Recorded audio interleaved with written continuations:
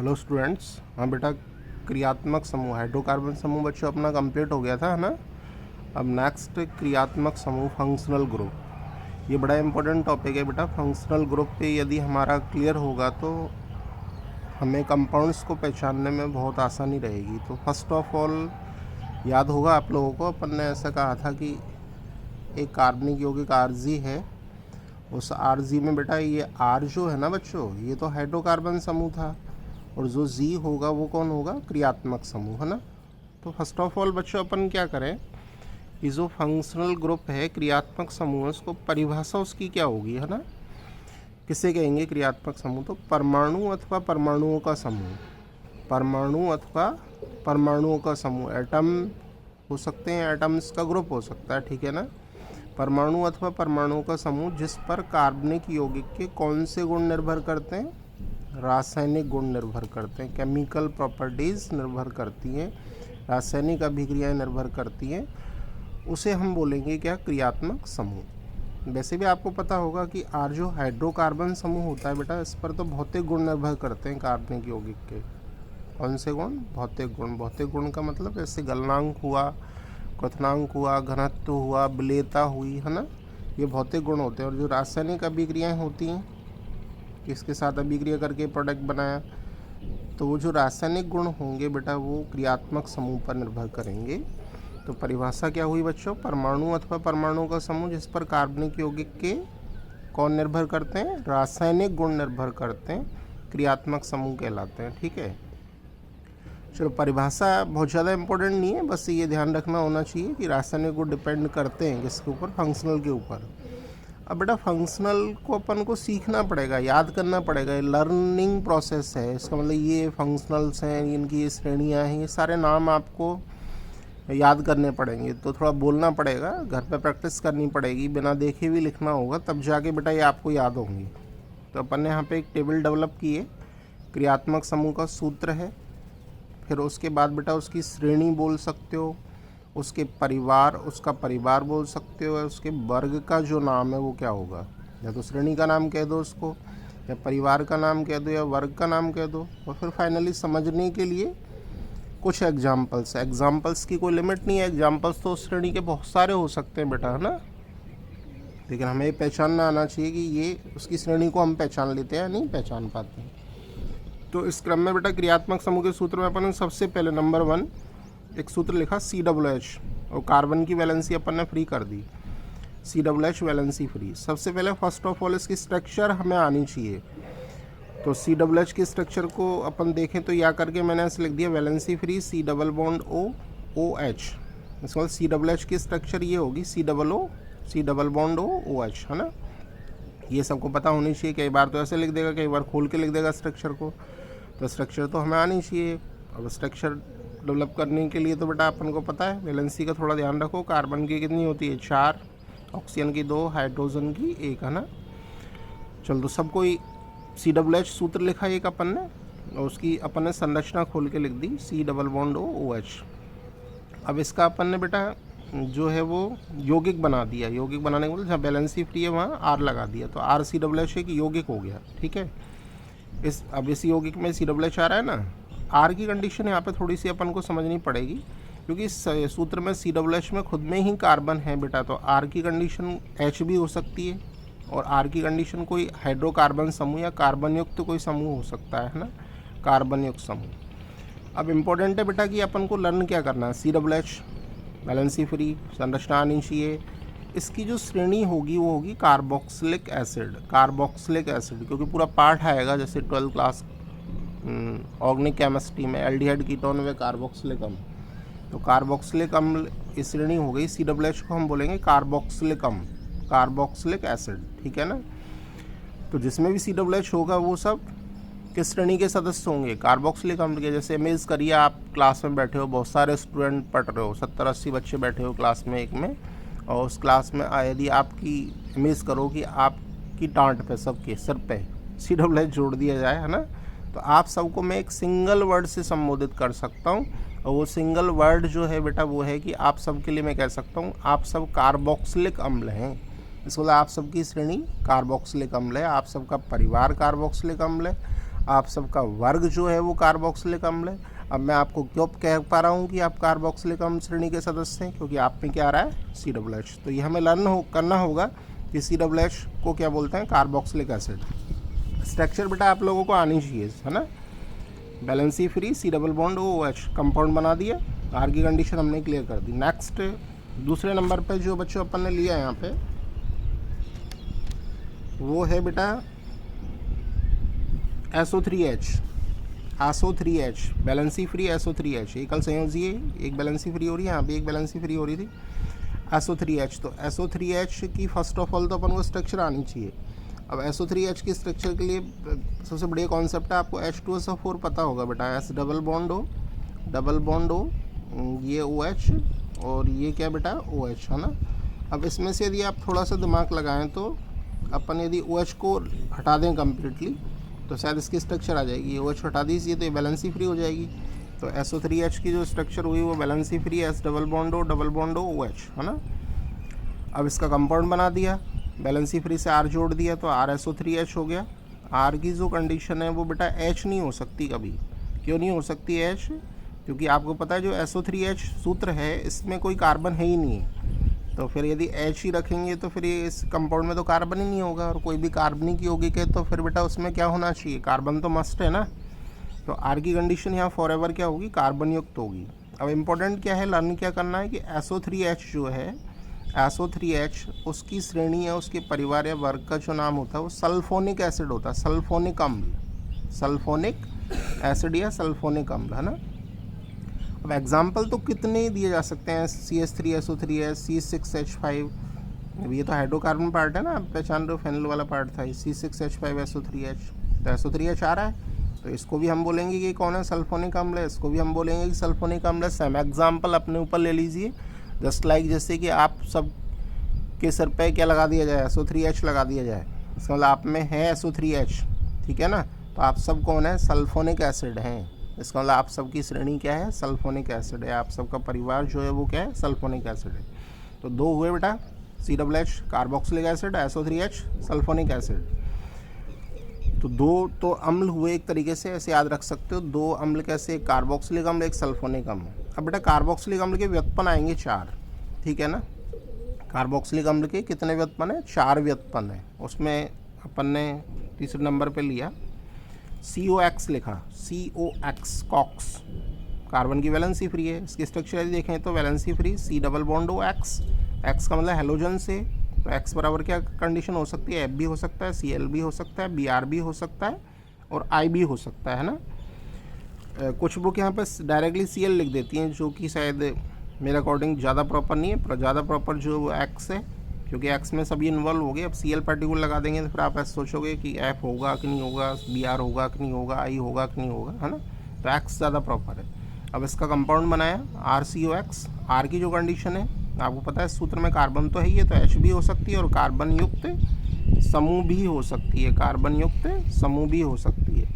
अब इम्पोर्टेंट क्या है, लर्न क्या करना है कि COX जो है, यदि किसी यौगिक में COX आ रहा है, कंडीशन फुलफिल हो रही है, COX आ रहा है, अब COX की जगह COCl हो सकता है ना, तो उसकी श्रेणी का जो नाम होता है वो एसिड हैलाइड होता है, अम्ल हैलाइड, अम्ल हैलाइड।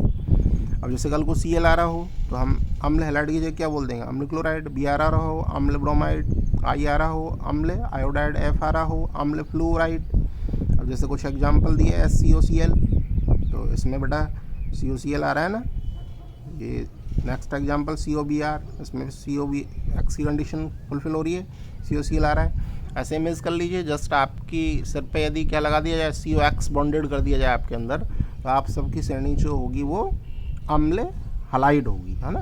तो अम्ल हैलाइड जो है वो एक अम्ल का, कार्बोक्सिलिक अम्ल का व्युत्पन्न होता है, तो याद रखना होगा COX। नेक्स्ट जो इस क्रम में यदि आगे बढ़े हैं अपन बच्चों, तो 4th नंबर पे CONH2, CONH2 भाई कंडीशन एक साथ है, CONH2।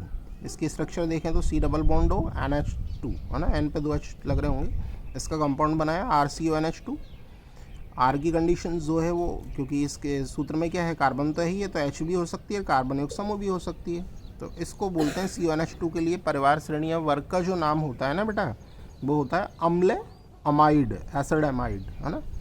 अब इसके एग्जाम्पल बहुत सारे हो सकते हैं, SCONH2, CH3CONH2, PSCOCNH2। हम कैसे पहचानेंगे कि ये अम्ल एमाइड श्रेणी के सदस्य हैं? देखो ये CONH2 आ रहा है ना, ये भी CONH2 आ रहा है, स्ट्रक्चर खोल के देखोगे वो भी फुलफिल हो रही होगी। ये CONH2 आ रहा है ना। और सेम एग्जाम्पल ऐसे ले लीजिए, जस्ट यदि आप के सर पे सब पे लगा दिया जाए CONH2 तो आप सब कौन हो? अम्ल एमाइड कहलाएंगे। आप सबके लिए मैं एक सिंगल वर्ड यूज़ में ले सकता हूँ, तो वो सिंगल वर्ड क्या होगा बच्चों? अम्ल अमाइड होगा, है ना। तो ये 4 हो गए बेटा। 4 कैसे लर्न करोगे? COOH कार्बोक्सिलिक अम्ल, ये बार बार बोलने होंगे तभी जाके याद होंगे। SO3H सल्फोनिक अम्ल, COX अम्ल हैलाइड, CONH2 अम्ल एमाइड, है ना। नेक्स्ट यदि इस क्रम में अपन आगे बढ़े बच्चों, तो यहाँ पे ये आ गया है, ये बड़ा इम्पोर्टेंट है सर, COOR। 5वें नंबर पर जो मैंने लिखा है ये COOR, ठीक है, COOR। या करके स्ट्रक्चर खोल के लिखें तो C double bond O, C double bond O, OR, C double bond O, OR।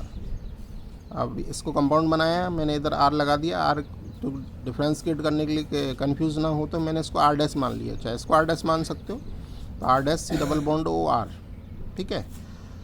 अब यहाँ R की कंडीशन और R डैश की कंडीशन बड़ी इंपॉर्टेंट है बेटा। जो ये R है, R तो ये लग रहा है ना यहाँ पे, इस R की कंडीशन जो है वो कभी H नहीं हो सकती। आप इमेज करके देखिए, यदि R की कंडीशन ये COOR है, इसमें यदि ये R की कंडीशन अपन ने H लगा दी तो ये तो COOH हो जाएगा।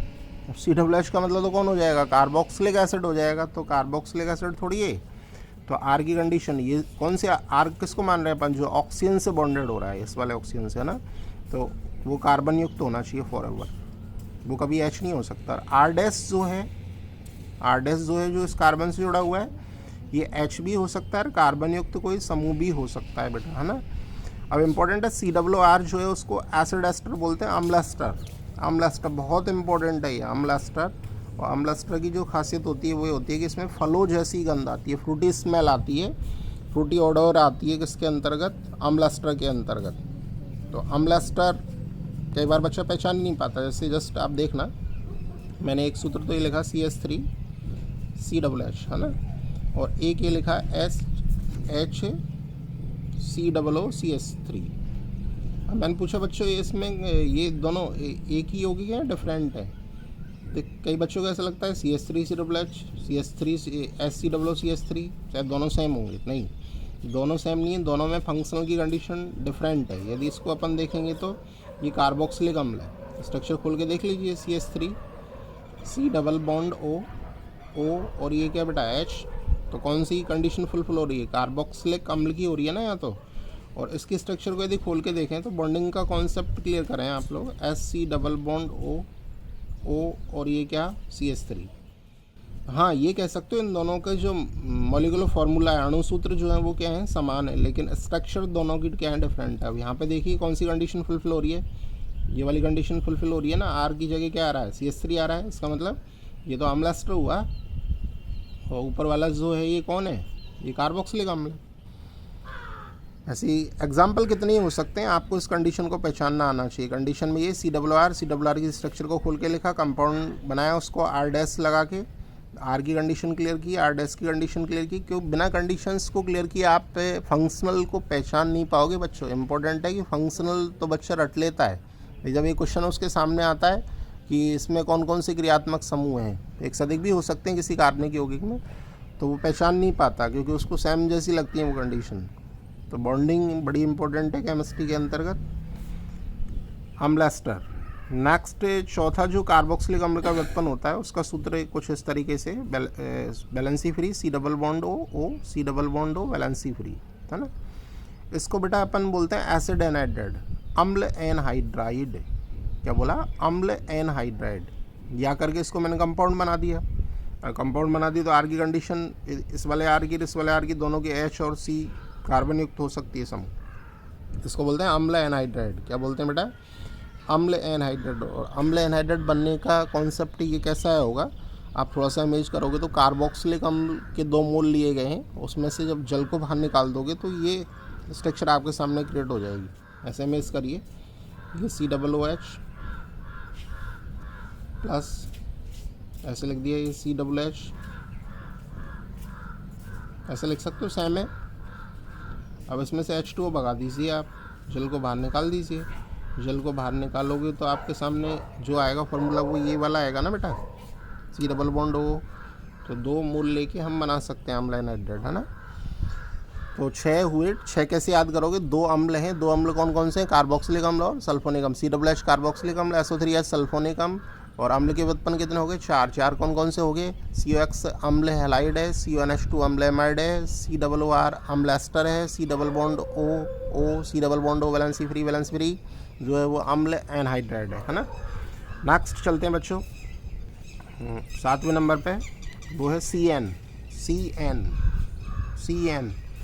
कार्बन की वैलेंसी फ्री है, स्ट्रक्चर खोल के देखेंगे तो C triple bond N। Compound बनाया RCN। R की कंडीशन लगाई, H भी हो सकती है, कार्बन युक्त भी हो सकती है। CN जब भी जिस यौगिक में आ रहा होगा CN, ठीक है ना, उसको हम बोलेंगे साइनाइड। सेम एग्जांपल ले लीजिए, आप सबकी सर पे यदि CN लगा दिया जाए तो आप सब कौन हो, साइनाइड हैं आप सब, ठीक है ना। आप सब कार्बनिक यौगिक तो होंगे ही, और साथ ही साथ आप सबकी श्रेणी कार्बोक्सिलिक नहीं, आप सबकी श्रेणी साइनाइड होगी, है ना। तो ये क्लासिफिकेशन ही तो हुआ, जैसे आप 80 स्टूडेंट बैठे हुए हैं और आप सब के अंतर्गत CN इन्वॉल्व है, CN आ रहा है, तो मैं आप सब के लिए कह सकता हूँ भैया आप सब जो है ना वो साइनाइड श्रेणी के सदस्य हो। तो साइनाइड वालों अलग हो जाएगी एक और, है ना। तो ये क्लासिफिकेशन ही कहलाएगा एक। और नंबर 8 पे यदि अपन कहें तो NC, ये दोनों परम मित्र हैं CN और NC, बस बॉन्डिंग का डिफरेंस है। यहाँ बॉन्डिंग साइनाइड में कार्बन के थ्रू होती है और आइसोसाइनाइड में नाइट्रोजन के थ्रू होती है। NC स्ट्रक्चर थोड़ा सा देख लेना, valency free N double bond coordinate bond C, RNC compound बना दिया। R की कंडीशन H भी हो सकती है और कार्बन युक्त क्या भी हो सकती है बेटा, समूह भी हो सकती है ना।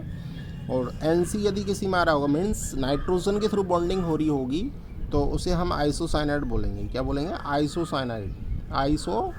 एग्जाम्पल्स आप देख सकते हैं। चलिए सर 8 हो गए।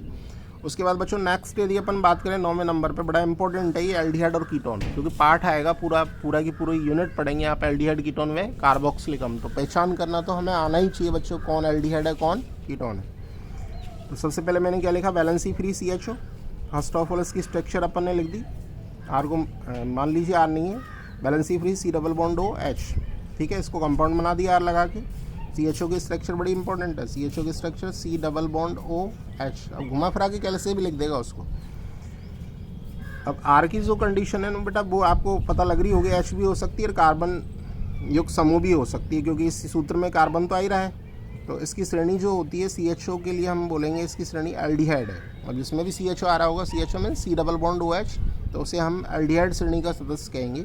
SCHO एक एल्डिहाइड हुआ, ठीक है। नाम तो इनके अलग अलग होंगे लेकिन एक कॉमन वर्ड श्रेणी का जो हम कह सकते हैं, एक बड़ा जो वर्ड यूज़ कर सकते हैं मेजर टर्म यूज कर सकते हैं, वो एल्डिहाइड यूज कर सकते हैं। ये भी एक एल्डिहाइड है, ये भी एक एल्डिहाइड है, ये भी एक एल्डिहाइड।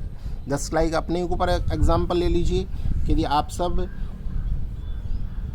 से यदि जोड़ दिया जाए CHO तो आप सब एल्डिहाइड हैं जितने भी हैं, चाहे वो 50 हो, 60 हो, 70 हो, 80 हो, सबकी श्रेणी एक हो जाएगी, सबका परिवार एक हो जाएगा, सबका वर्ग एक हो जाएगा, और वो कौन, एल्डिहाइड। क्लियर। नेक्स्ट बच्चों कन्फ्यूजिंग टर्म जो है वो ये है C double bond O valency free. इससे तो कुछ समझ में नहीं आएगा, आपको इसको कंपाउंड बनाना पड़ेगा पहले फर्स्ट ऑफ ऑल। तो जैसे ही मैंने इसको कंपाउंड बनाया बच्चों, क्या बनाया बेटा, कंपाउंड बनाया मैंने जैसे इसको, तो कंपाउंड बनाया तो इधर भी R लगा दिया, इधर भी R लगा दिया।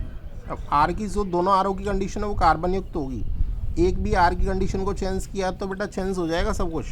आप सोच के देखना, ये C डबल बॉन्ड O है, ये C डबल बॉन्ड O है, यहाँ R यहाँ R।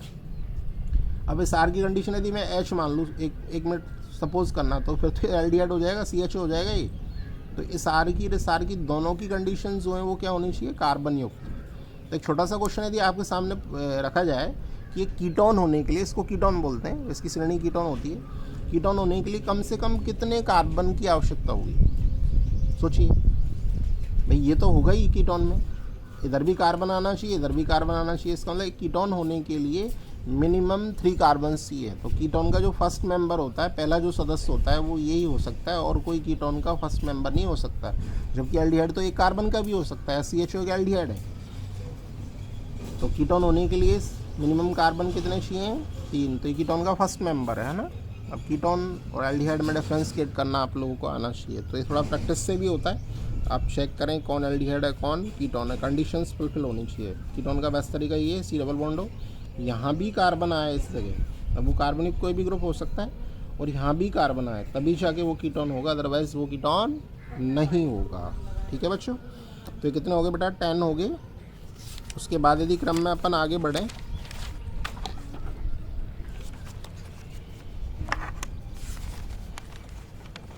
टेन के बाद 11 बच्चे हो ना। अभी थोड़े से इम्पोर्टेंट है, 11 नंबर पे OH बैलेंसी फ्री कंपाउंड बना दिया, ROH, आर की कंडीशन कार्बन युक्त होगी, और इसको हम बोलते हैं अल्कोहल। काफ़ी फेमस टर्म है, आप लोग सुनते रहते हैं अल्कोहल, अल्कोहल नॉट अल्कोहल बोलेंगे क्या, इसको अल्कोहल बोलेंगे, है ना।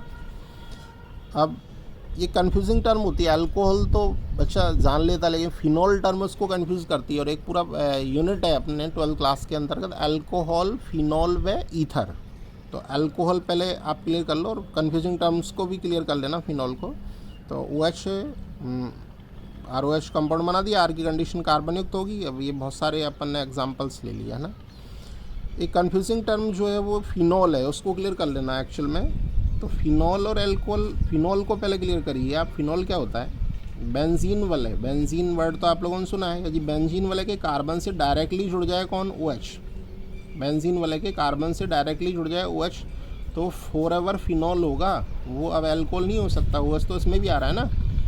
और इसके अलावा की जितनी भी कंडीशंस होंगी वो सब अल्कोहल की होंगी बच्चों, वो सब किसकी होंगी, अल्कोहल की होंगी। देखिए यदि ये कंडीशन अप्लाई हो रही है कि OH आ रहा है और वो बेंजीन वाले के कार्बन से डायरेक्टली जुड़ रहा है, तो फिर वो कौन है, फिनॉल है। जब वह समूह बेंजीन वाले के कार्बन से जुड़ा होता है वो फिनॉल कहलाता है, बाकी उसके अलावा सब कौन कहलाएंगे, अल्कोहल कहलाएंगे। तो दोनों हमें क्लियर हो गए। तो अल्कोहल अलग फंक्शनल होता है, फिनॉल अलग फंक्शनल होता है ना, क्रियात्मक समूह अलग अलग होते हैं। तो ये हो गया बेटा फिनॉल, अल्कोहल और फिनॉल। जैसे आपके सामने रख दिया जाए, जस्ट ये एग्जांपल है, ये बड़ा फेमस एग्जांपल होता है, ये बेंजीन वाला, ये CH2OH। बच्चे को ऐसा लगता है बेंजीन वाला आ रही है, OH आ रही है, फिनॉल हो गया। नो नो, ये फिनॉल नहीं होगा। आप लोगों को पता है फिनॉल की कंडीशन मैंने अभी बोली थी कि OH समूह जो है वो सीधा किससे जुड़ना चाहिए, बेंजीन वाले के कार्बन से। तो बच्चे यहाँ OH समूह है, बेंजीन वाले है, लेकिन आप लोगों को पता होगा OH समूह आपको दिखाई दे रहा है यहाँ क्लियर कि OH समूह बेटा किससे बॉन्डेड नहीं है, बेंजीन वाले के कार्बन से बॉन्डेड नहीं है, तो फिर ये फिनॉल नहीं होगा, फिर ये कौन होगा, अल्कोहल होगा, अल्कोहल है। और आप पहचान पा रहे होंगे बेंजिल अल्कोहल है, आपको हाइड्रोकार्बन ग्रुप की नॉलेज तो है ना, ये बेंजिल है। नेक्स्ट बच्चों 13 नंबर पे, 13 नंबर पे यदि अपन कहें तो ऑक्सीजन बैलेंसी फ्री, तो मुझे नहीं लगता इससे कुछ समझ में आ जाएगा। ऑक्सीजन बैलेंसी फ्री इसकी कंडीशन लगानी पड़ेगी, इधर भी R लगाया, इधर भी R लगाया।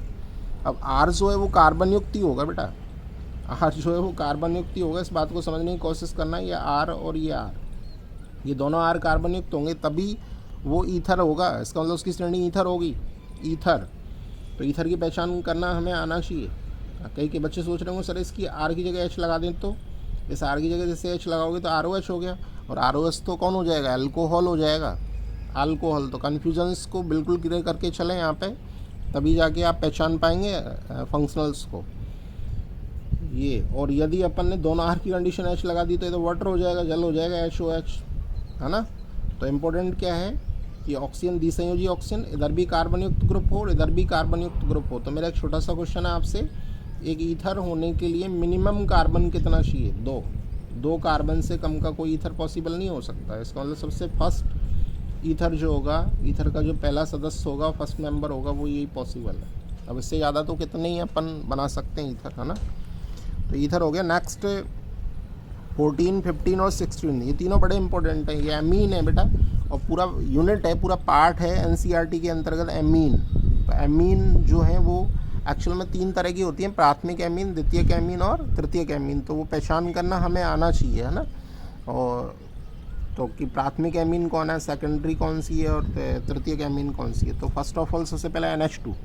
अब यहाँ कन्फ्यूज मत हो जाना, आपने CONH2 पढ़ा है, तो CONH2 तो अम्लैमाइड होता है, ये CONH2 नहीं बोल रहा मैं, केवल क्या बोल रहा हूँ, NH2, केवल NH2 है, NH2 वैलेंसी फ्री, एकल संयोजी है, ठीक है ना। कंपाउंड बनाया RNH2, R की कंडीशन कार्बन युक्त ही होगी, H तो हो नहीं सकती, H लगाओगे तो जस्ट ये कौन हो जाएगा, अमोनिया हो जाएगी। तो NH2 जिसमें भी आ रहा होगा और वो बॉन्डेड होना चाहिए कार्बन से, ठीक है ना, तो वो प्राथमिक एमीन कहलाएगी। कौन सी एमीन? प्राथमिक एमीन। उसका मतलब उसमें फंक्शनल प्राइमरी एमीन है। अब एग्जाम्पल कितने हो सकते हैं बच्चों ना, तो ये जब एग्जाम्पल करोगे आप कि प्राथमिक एमीन कौन है, द्वितीयक कौन है, तो ये कंडीशन आपको क्लियर हो जाएगी। 15 पे NH2 valency free, NH2 valency free, इसी से एक एक से कॉन्सेप्ट आ रहे हैं यहाँ। एक्चुअल में ये तीनों एमिनो के कॉन्सेप्ट आते हैं अमोनिया से बच्चा, NH3 अमोनिया, अमोनिया में से एक H प्लस कर दो, अमोनिया में से 2 H प्लस कर दो, अमोनिया में से 3 H प्लस कर दो, तो ऐसी कंडीशन में तो प्राइमरी एमीन आ जाएगी, ऐसी कंडीशन में द्वितीयक एमीन आ जाएगी, ऐसी कंडीशन में तृतीयक एमीन आ जाएगी। NH2 वैलेंसी फ्री, दोनों ओर R लगाया, दोनों ओर R, दोनों ओर R, दोनों ओर R लगाना ही पड़ेगा। अब R की कंडीशन किसी भी ओर H नहीं हो सकती, एक भी ओर भी H कर दी तो वो प्राथमिक हो जाएगी और दोनों ओर H कर दी तो वो अमोनिया हो जाएगी। तो R की कंडीशन कार्बन युक्त होगी दोनों ओर, उसे हम द्वितीयक एमीन बोलते हैं, सेकेंडरी एमीन। कौन सी एमीन बच्चों? द्वितीयक एमीन कहा जाता है, सेकेंडरी एमीन, करेक्ट। देखो ये पहचानो, थोड़ा सा एग्जाम्पल से क्लियर होगा। ये NH आ रहा है, ठीक है, इधर भी कार्बन है, इधर भी कार्बन, बिल्कुल कंडीशन फुलफिल हो रही है। मीन्स ये कौन सी एमीन है? द्वितीयक एमीन। और तृतीयक एमीन में N3 वैलेंसी फ्री, तीनों से R जोड़ दिया, और वही R की कंडीशन क्या होगी? कार्बन युक्ति होगी, H तो हो ही नहीं सकती। एक भी H कर दिया तो द्वितीयक हो जाएगी, दोनों H कर दिए तो प्राथमिक हो जाएगी, तीनों H कर दिए तो अमोनिया हो जाएगी। क्लियर? वैसे ये एग्जाम्पल काफ़ी अच्छा है कि NCH3 का ऑल्टो ये बेंजीन वाला है, तो आप देखो तृतीयक एमीन है, कैसे कहोगे तृतीयक एमीन? ये वाली कंडीशन आ रही होगी इसमें के अंतर्गत। इसमें नाइट्रोजन से 3 कार्बन छूट होंगे, 2 तो मैथिल वाले कार्बन हो गए और ये बेंजीन वाले कार्बन हो गया, इसमें ये वाली कंडीशन फुलफिल हो रही है। तो ये कौन सी एमीन होगी बच्चों? तृतीयक एमीन। तो एमीन कितने प्रकार की हैं? 3 प्रकार की, प्राथमिक, द्वितीयक और तृतीयक। उन्हें पहचान करना हमें आना चाहिए, सीधा समूह से पहचान सकते हैं। NH2 valency free, N3 valency free, है ना।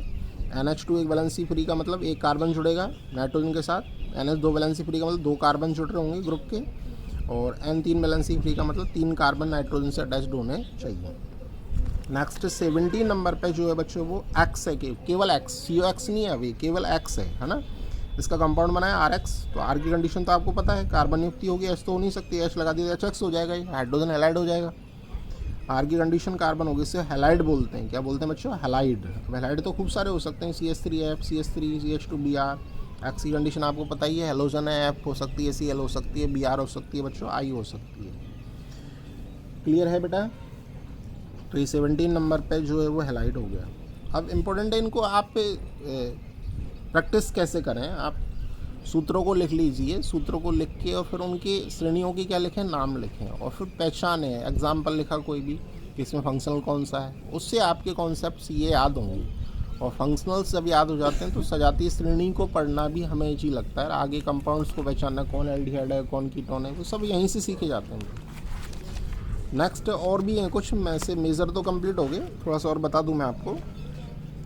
जैसे अपन ने जस्ट ये ले लिया, NO2 ले लिया, बैलेंसी फ्री NO2।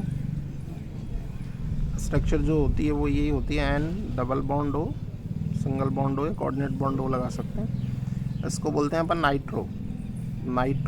तो इसमें भी NO2 आ रहा होगा, कंडीशन R लगा दी, तो R की कंडीशन तो कार्बन युक्त ही होगी ना बच्चों, कार्बन युक्त, है ना। अब एग्जाम्पल कितने हो सकते हैं? CH3NO2 हो सकता है, और भी हो सकते हैं, C6H5NO2 हो सकता है। तो ये सब नाइट्रो यौगिक हैं। कैसे यौगिक हैं? नाइट्रो यौगिक, क्योंकि NO2 आ रहा है इन सब में। और भी कह सकते हो, ये भी एक फंक्शनल की कंडीशन ही होती है। जैसे ये आपने एल्कीन सुना होगा, R लगा दिया मैंने सीधा, और इसको लिख दिया कि इसकी श्रेणी जो है वो एल्कीन है। अब R की कंडीशन जो है वह H भी हो सकती है और कार्बन युक्त भी हो सकती है। जैसे तो आपको H बना दो तो ये एथीन होगी ना, है ना। अल्कीन, तो एल्कीन तो कितनी हो सकती हैं? ऐसे कंडीशन इसकी भी लगा सकते हैं, ट्रिपल बॉन्ड, ये R और ये क्या R। अब R जो है वो H भी हो सकता है, कार्बन युक्त भी हो सकता है। इसको हम क्या बोल सकते हैं? अल्काइन। नाम सुन रखे हैं आप लोगों ने, अल्काइन। एग्जाम्पल कितने लिखे जा सकते हैं? एक छोटी सी बात और याद रखना, जैसे OH तो आपने पढ़ाई है अल्कोहल, और कन्फ्यूजिंग टर्म फिनॉल क्लियर कर ही लिए। जैसे कई बार SH लिखा होता है, तो O की जगह सल्फ़र आ रहा हो ना, तो वहाँ उस टर्म में थायो लगा दिया जाता है। अब इसको बोलते हैं थायो अल्कोहल। हालांकि ये ज़्यादा यूज़ में नहीं आते, फिर भी एक नॉलेज अपने पास होनी चाहिए। थायो अल्कोहल बोलेंगे इसको, थायो अल्कोहल। जहाँ ऑक्सीजन आ रहा है वहाँ सल्फ़र आ जाए। जैसे ये ऑक्सीजन ये था, ईथर की कंडीशन थी, याद करो। तो यदि ये एस ऑक्सीजन की जगह सल्फर हो जाए तो इसको थायो ईथर बोलेंगे। क्या बोलेंगे? थायो ईथर, ठीक है ना। जैसे ये अपन ने पढ़ा था C double bond O valency free, ये आर। अब इस ऑक्सीजन की जगह सल्फर आ जाए तो भाई ये क्या था? ईथर था, सॉरी ये कीटोन था, तो इसको थायो कीटोन बोलने लग जाएंगे आप। तो इम्पोर्टेंट क्या हुआ? इम्पोर्टेंट ये हुआ कि ऑक्सीजन के स्थान पर सल्फर आ रहा हो कुछ ग्रुप्स में, तो वहाँ उस टर्म के साथ पहले क्या लग जाता है? थायो। तो थायो किसके लिए आ रहा है? मेज करने वाली बात है, सल्फर के लिए। ओके बच्चों, तो ये फंक्शनल कंप्लीट हो गया। इससे रिलेटेड क्वेश्चन आप करें, कोई भी डाउट आपको आता है तो आप उसे क्लियरफाई करें। ओके।